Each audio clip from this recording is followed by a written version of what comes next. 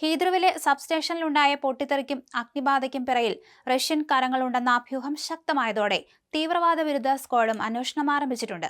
യുക്രൈന് Britain നൽകുന്ന പിന്തുണയുമായി ബന്ധപ്പെട്ട് റഷ്യൻ പ്രസിഡന്റ് വ്ളാഡിമിർ പുടിൻ നേരത്തെ മുഴക്കിയ ഭീഷണികളുടെ അനന്തരഫലമാണ് ഈ അട്ടിമറിയെന്നാണ് അഭ്യൂഹം. പ്രതിദിനം 1300ഓളം വിമാനങ്ങൾ ഇറങ്ങുകയും പറന്നുയരുകയും ചെയ്യുന്ന വിമാനത്താവളമാണ് സബ്സ്റ്റേഷനിലെ സ്ഫോടനത്തെ തുടർന്ന് അടച്ചിടേണ്ടതായി വന്നത്.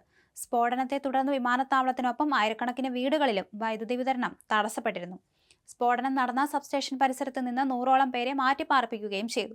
ഇതിന് പിന്നിൽ റഷ്യയാണെന്നാണ് വെസ്റ്റേൺ ഉദ്യോഗസ്ഥരും ആരോപിക്കുന്നത്. റഷ്യയും അവരുടെ പിന്തുണയുള്ള രഹസ്യ ഗ്രൂപ്പുകളും യുക്രൈൻ യുദ്ധം ആരംഭിച്ചതിനു ശേഷം യൂറോപ്പിൽ പല ഭാഗങ്ങളിലും അട്ടിമറികൾ നടത്തിയിട്ടുണ്ടെന്നും അവർ ആരോപിക്കുന്നു. എന്തായാലും ഇത് അപകടമാണോ അട്ടിമറിയാണോ എന്നറിയാൻ സ്കോട്ട്ലാൻഡ് യാർഡിന്റെ കൗണ്ടർ ടെററിസം കമാൻഡ് അന്വേഷണം ആരംഭിച്ചിട്ടുണ്ട്.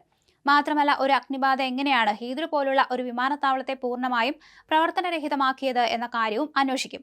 നേരത്തെ യുകെയിലെയും ജർമ്മനിയിലെയും DHTLPOകളിൽ റഷ്യൻ ചാരന്മാർ അയച്ചതെന്ന് സംശയിക്കുന്ന ഇലക്ട്രിക് ഉപകരണങ്ങൾ പൊട്ടിത്തെറിച്ചിരുന്നു. ഇത് ഒരു റിഹേഴ്സൽ ആയിരുന്നു എന്നാണ് ഇപ്പോഴുള്ള അഭ്യൂഹം.